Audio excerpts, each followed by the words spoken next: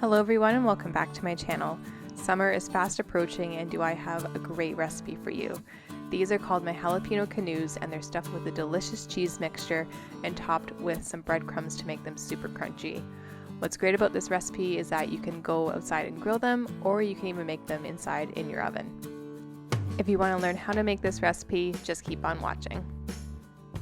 To make this recipe, you will need jalapenos, of course, along with panko breadcrumbs, celery, scallion, cheese, Worcestershire sauce, and mayonnaise.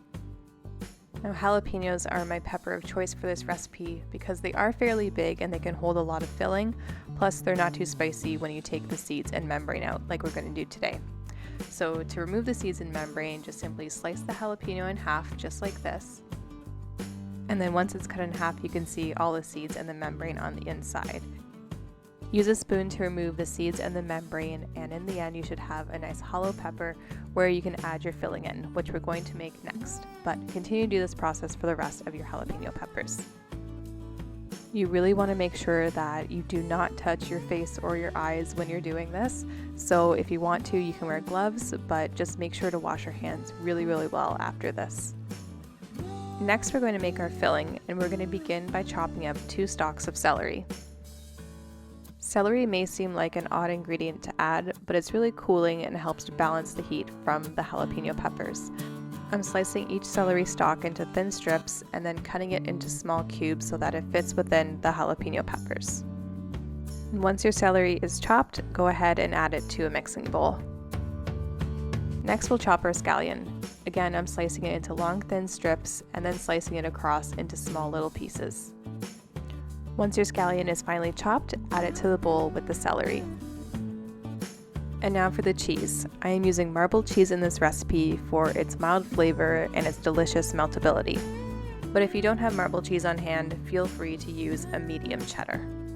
I'm just grating my marbled cheese on this box grater and it should have a nice fine shred to it. And then once your cheese is all grated, just add it into the mixing bowl with the scallion and the celery.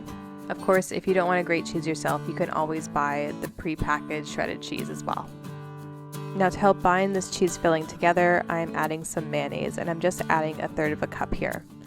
Don't forget, all of the full recipe directions and measurements are available on my blog, and I will have the link to the recipe in the description box below. And now we're adding the secret ingredient, Worcestershire sauce, and this gives the jalapeno peppers a really nice smoky and salty flavor. The Worcestershire sauce flavor is pretty strong, so be sure to only add about a teaspoon. Then once that's in, go ahead and mix everything up with a spoon. Once all the ingredients are combined, the filling should be pretty sticky and clumped together just like this. Now we'll move on to filling up our jalapeno peppers. So you want to take 1/2 of the jalapeno that has been hollowed out and about a teaspoon of filling depending on how big your jalapeno pepper is, and then you just want to go ahead and stuff your jalapeno. You don't want to really mound up the filling or else it'll bubble out and all over your pan or all into your barbecue, so try and make the filling level in the pepper, just like this. And then once it's filled, place it on a parchment-lined baking sheet and continue the process for the rest of your jalapeno peppers.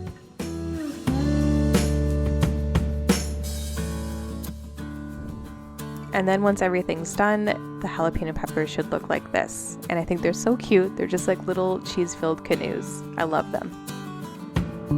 Next, we're going to use some panko breadcrumbs to top these jalapeno canoes. And I love using panko breadcrumbs for this because they get super crispy and they kind of help absorb the fat and the oil from the cheese and mayonnaise. So all the flavor stays in these little bite-sized jalapeno canoes. So I'm topping each of the jalapeno canoes with about a teaspoon of the panko breadcrumbs, and then I like to gently pat the breadcrumbs into the cheese mixture so that the breadcrumbs really stay and don't fall off. Once they're all assembled, pop the tray into the fridge for 30 minutes to allow the cheese filling to firm up before you cook them.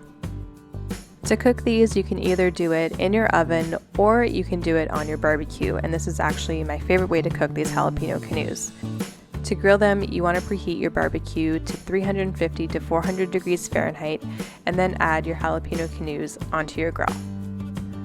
Close the lid and bake them for 2 to 3 minutes, then slightly rotate them to get some nice grill marks and bake them again for another 2 to 3 minutes.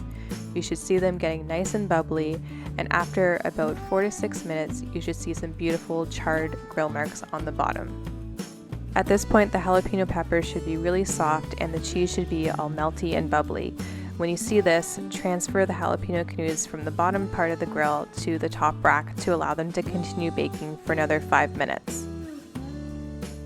After the last 5 minutes are up, you should see the cheese start to melt and become nice and oozy, and the breadcrumbs should be getting a nice golden brown color. When you see that, go ahead and remove them from your grill. Now, of course, if you don't have a grill, you can also bake these in your oven. So simply bake them at 375 degrees for about 15 to 20 minutes, or until the cheese melts and the panko gets nice and golden brown.